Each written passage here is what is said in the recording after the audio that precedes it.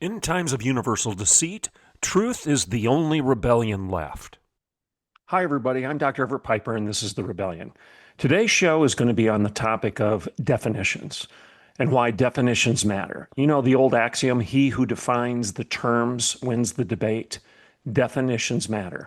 And one of the key definitions that's been compromised in our time that is highlighted during the month of June is something I've talked about in a couple previous episodes, and that's the definition of what it means to be a human being. What is the definition of a person? What is the definition of a man and a woman? As I've said many times in my rhetorical question, are you the imago Dei, the image of God, or are you the imago dog? Are you made in the image of an animal? This is the critical issue of our time. It's the biggest lie upon which all other lies are built. And that's why I'm doubling down time and time again on this particular topic on this show. If we don't get this one right, everything else unravels in its wake. So today's episode is on the topic of definitions, the definition of the human being and why it matters, and why if we don't get it right, everything else is wrong. But as long as we're talking about definitions, let's talk about the definition of persecution. EquippingThePersecuted.org is an organization that reaches out to the persecuted church in Nigeria, a place where there's more persecution of Christians taking place than any place else on the planet Earth right now. Our Nigerian brothers and sisters are being killed simply because they believe in the gospel. They believe in Jesus Christ. They believe in the one triune God. They believe in the Alpha and the Omega, the beginning and the end, the King of Kings, the Lord of Lords, the Lion of Judah, the Lamb of God. These people are being killed simply for saying what I just said. If you want to fulfill your obligation to help these people, go to equippingthepersecuted.org. One more time, equippingthepersecuted.org, and make a tax-deductible gift today. That gift will allow Equipping the Persecuted to provide food, orphanages, hospitals, and schools. In addition to that, it also allows them to go into the villages of Nigeria and train these people, teach these people how to defend themselves, how to secure their communities, and hopefully stop the butchery before it happens through security measures. EquippingThePersecuted.org is the organization you need to support today with your tax-deductible gift so you can help the persecution stop. All right, back to today's show. All right, I said the topic is definitions and why definitions matter. Now, if you listened to last week's episode, I talked about the issue of LGBTQIA Pride Month and why are we celebrating the wrong definition of what it means to be a human being. In last week's episode, and frankly, I talked about a similar thing in a similar fashion in my weekly column with the Washington Times. I argued that if we truly respect our neighbors, we should stop using all the LGBTQIA labels that have become endemic to the month of June. Its corresponding celebration of Pride. So I said last week we should stop calling people gay. We should stop calling them by these names because these names dumb down the definition of what it means to be a human being. Now, more specifically, I wrote this and I said this in last week's podcast, and I also said it in last week's column with the Washington Times, and this is my quote. Don't you realize that by calling people gay or lesbian or transgender, queer, homosexual, or even heterosexual for that matter, by doing this, you are parroting the lie that our desires define us and that people can be pigeonholed into categories of appetites, proclivities, drives, and desires. Don't you see that your labels consign fellow human beings to little more than the status of animals who are driven insatiably by their inclinations and instincts?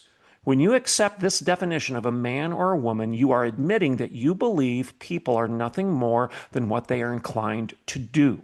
You are stating that if someone wants to do something, that's just who they are, and that they can't do anything about it. You are implying that their personhood is nothing more than the sum total of their proclivities and their passions. Close quote. That's what I said last week, and that's what I wrote last week for the Washington Times. Now, I want you to hear that paragraph one more time because it's very important. Listen to what I'm saying. Listen to the details of what I'm saying. Don't get distracted. So listen to me one more time. Don't you realize that by calling people gay or lesbian, transgender, queer, homosexual, or even heterosexual, for that matter, that you're parroting the lie that our desires define us and that people can be pigeonholed into categories of appetites, proclivities, drives, and desires? Don't you see that your labels consign your fellow human beings to little more than the status of animals who are driven insatiably by their inclinations and their instincts? When you accept the definition of a man or a woman as being nothing more than the sum total of what they're inclined to do, you're admitting that you believe people are nothing more than their inclinations. You are stating that if somebody wants to do something, that's just who they are, and that they can't do anything about it. You're implying that their personhood is nothing more than their proclivities and their passions, close quote.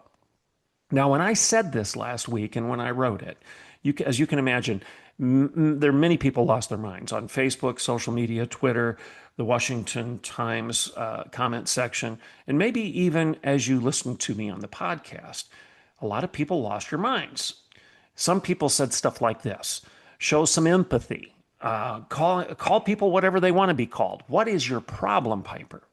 Okay, so the implication is that by saying, no, I'm not going to call you gay, even though you want to be called gay. I'm not going to call you trans, even though that's what you say you want to be called. I'm not going to use these false labels. I'm not going to participate in the lie. By saying that, I've been accused of being intolerant, that I'm not affirming, and that I lack empathy or even love.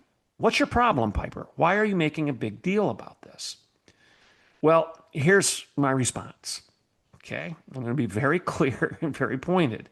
Unless you've been living under a rock for the last 40 years, the problem should be obvious. When we start granting identity, okay, here's what the problem is. When we start granting identity based on feelings rather than biological facts, we open up Pandora's box to a nearly endless list of subjectively defined groups that then require legal recognition and official minority status simply because of the way they feel. Did you hear what I said? One more time. When we start granting identity, official identity, legal identity, ontological identity to people on the basis of feelings rather than facts, we open up Pandora's box to an endless list of groups that require legal recognition and official minority status simply because of the way they feel. Let me give you some examples. If we accept that there is a minority group of men called gay for no other reason than they feel like having sex with other men, then why not grant minority status to those who feel like having minor attracted sex, or those that feel like having consensual sex, or those that feel like having cross-species sex, or those that feel like engaging in necrophilia? Do you get my point? If your feelings toward a given sexual behavior, if your appetite, if your proclivities, if your inclinations, if your feelings lead you in that direction, and we're going to grant the label gay just because a group of men feels like having sex with other men, or a group of women feels like having sex with other women, if we're going to grant recognition, status, labels, we're going to call them legal names and grant them minority status as a group for that feeling, then where does it stop? Why not grant minority status, legal status, recognition to those who feel like having cross-species sex, those who feel like having consensual incest, those who feel like having minor attracted sex, as long as it's consensual, right? Now, some of you may say, oh, that'll never happen. Really? Really? Why would you say that? because you see the direction that culture is going. And logically, I'm not talking biblically, I'm not talking morally, I'm talking logically. Logically, people who argue, well, if the gays and lesbians are getting this recognition, why shouldn't we? Logically, they're right. Logically, they're right.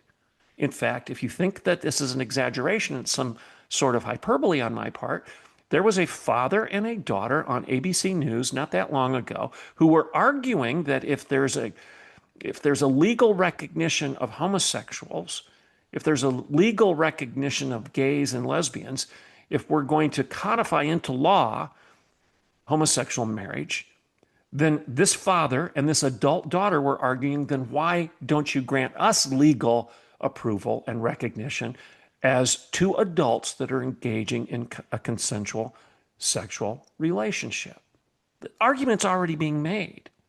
And you know the argument is also being made to dumb down the definition of the age of consent, that it shouldn't be 16, 17, or 18. It should be 14 or 15, or it should be 12 or 13. You know this argument is already being made. And the logic of saying, well, if a 12 or 13-year-old has the legal ability to say they want to change their gender, change their sex surgically or chemically, then why shouldn't they have the same legal authority and right to engage in a sexual activity? Why can't they consent? If they can consent to butcher their body via transgender surgery, why can't they consent to engage in transgender sexual activity with somebody that's older than them? Do you get my point? We've opened up Pandora's box. So if we're going to grant legal identity to all these communities, then why stop with sexual inclinations? So it's not just a matter of talking about sex. Don't get distracted when people say, you guys are too fixated on sex. First of all, we're not the ones fixated on it. We're responding to a culture that is saturated with their fixation on this issue. I've said it 1,000 times over. If you want me to stay out of your bedroom, then shut the door. Stop opening up the door publicly to the entire world, showing everybody, bragging about everybody, telling everybody what it is you want to do, and then forcing us to metaphorically stand in the doorway and applaud and affirm and approve of everything you do. If you want us to stay out of your business, then shut the door. So it's not the conservatives that are obsessed with this issue. We're responding to a culture that is awash in this obsession. But it's not just about sex. Because if we're going to grant legal identity to all these sexual communities that I've already described, then why stop with sexual inclinations? Why not grant minority recognition to Caucasians who feel like they're black, or Asians who feel like they're Hispanic, or Anglos who feel like they're Native Americans? If feelings are the predicate for legal recognition, if feelings are what define us, then where does it stop? It doesn't. It doesn't. That's my point. The answer is there is no end to this. These categorical errors are why some are now literally arguing that there are 57 genders, and why the Daily News is rife with stories of fully intact biological males demanding full access to women's bathrooms, showers, scholarships, and sports based on their feelings. So here's the historical basis for my point, which is even confirmed by the radical sexual nihilists and provocateurs of the past. This is a historical fact. You can go Google it to prove that I'm right. But many people don't know this. The word homosexual didn't even exist until the late 1860s. Go pull out a dictionary that was published pre-1860, and you won't find the word homosexual or the word heterosexual. So why were these words coined? Where did they come from and why? That's very important to understand. The term homosexual didn't even exist prior to the 1860s. It was first coined in 1869 by a man by the name of Carl Kurtbeny, Kertbeny, Carl Kurtbeny. And he was a man that admitted that he invented the word to shift the debate from same-sex activity, i.e., a verb, to same-sex identity, i.e., a noun. In other words, he wanted to shift the conversation, the debate, from something that you did to something that you were. And he admitted this. He invented and coined this term to shift the conversation, shift the debate from activity to being, from what you did to who you are. And so by calling people either heterosexual or homosexual, the conversation moved. And when we allowed activists such as Kurt Benny or Sigmund Freud and others to change the focus, we became complicit in the assumption that a person's drives and desires were synonymous with their definition. And the result was the negation of free will and personal responsibility and moral culpability and the millennia-old mandate for self-restraint. Because this discussion of our behavior became a accepted label of our being, and therefore, well, who are you to criticize somebody for just being who they are? It would be akin to criticizing somebody for being black or Hispanic or Asian or tall or short or heavy or thin. You're criticizing them for their very facts of who they are as opposed to their personal choices. So that's what we did. We shifted the conversation from, wait a second, you shouldn't do that, to no, don't talk negatively about that particular issue because that's who they are. And Kurt Benny wanted this to happen, and it did. Even sexual agitators, however, understood that this was bogus. So if you move forward 100 years into the 1960s, Gore Vidal, Michel Foucault, who were both engaged in a lot of sexual activity that it was not biblical. Let me just put it that way. Michel Foucault, for example, died of AIDS for obvious reasons. Gore Vidal admitted that he was engaged in same-sex behavior, and he was proud of it in his debates. But these sexual agitators like Vidal and Foucault, they understood exactly what I'm saying right now, and they would have agreed with my concern of shifting the definitions. Because Gore Vidal said this: there's no more such thing as a heterosexual person than there is a homosexual person. There's no much more such thing as a homosexual person than there is a heterosexual person, because these are behavioral adjectives. That's Gore Vidal. So the homosexual person and the heterosexual person is a ruse. It's a lie, said Gore Vidal. He was saying, this isn't who I am, it's what I proudly choose to do. It's a behavioral adjective. And then Michel Foucault, who I've already referenced, he comes along and says this: we are creating a hermaphrodism, a false species. So even these sexual nihilists, these moral agitators, understood the context of everything I'm saying right now. A woman you should read every book that she has out there right now. Write down her name, is Rosaria Butterfield. Who is she? She's a former LGBTQI activist, a professor at Syracuse University. She's now a Christian author and speaker. Again, Rosaria Butterfield. And no one says it better than her. This is her quote: "The 19th century ushered in a new measure of man, one for whom sexuality and sexual pleasure became a defining marker. And thus, she says, the category of sexual orientation is what we in theology call a neologism. A neologism is another way to pronounce it. And it creates fictional identities that rob us of our true one. It creates fictional identities that rob us of our true identity, which is male and female image bearers."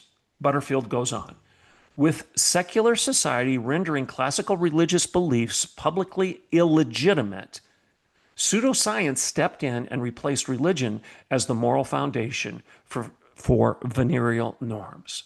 Sexuality moved from a verb, a practice, to a noun, people. And with this grammatical move, a new concept of humanity was born. Indeed, sexual orientation went from a categorical invention to a heralded immortal truth in 100 years." Now, what she's saying is exactly what I'm saying.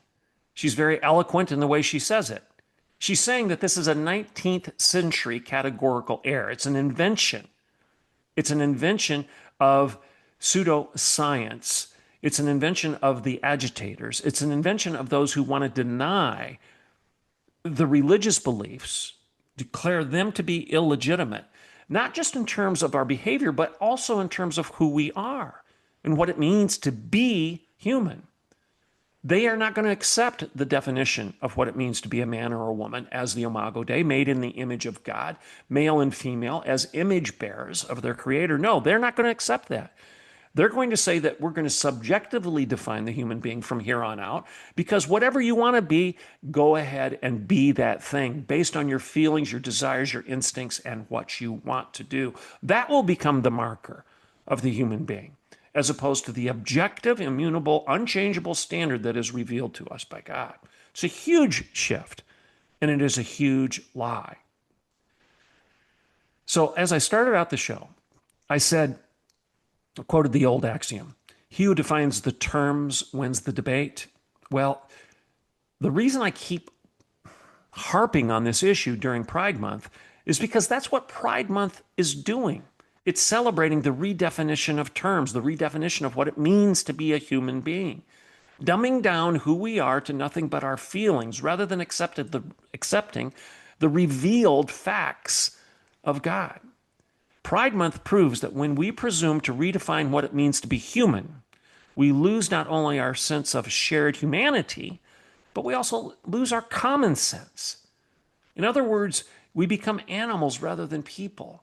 We can't think our way out of a paper bag. We start worshiping the created ourselves rather than our Creator. And we start falling prey to what the Apostle Paul calls in Romans 1, the reprobate mind. We can't think clearly any longer. We lose our common sense and any sense of what's common. So, as we conclude this show, remember, definitions matter, words matter. And the biggest definition of all is the definition of God. And it's not you and it's not me. And second only to that is the definition of what it means to be you and me. Are we the Imago Dei, made in the image of God? Or are we little gods unto ourselves? Are we the Imago Dog, where we can define ourselves on a minute-by-minute basis, changing, being fluid in however we want to define ourselves from one second to another, simply on the basis of what we want to do and how we feel? If we really go down that path, there's nothing left for us to say, no, that's wrong. Because all somebody has to do is respond and say, who are you to tell me that's wrong? Because I feel like doing it. I'm Dr. Everett Piper, and this is The Rebellion.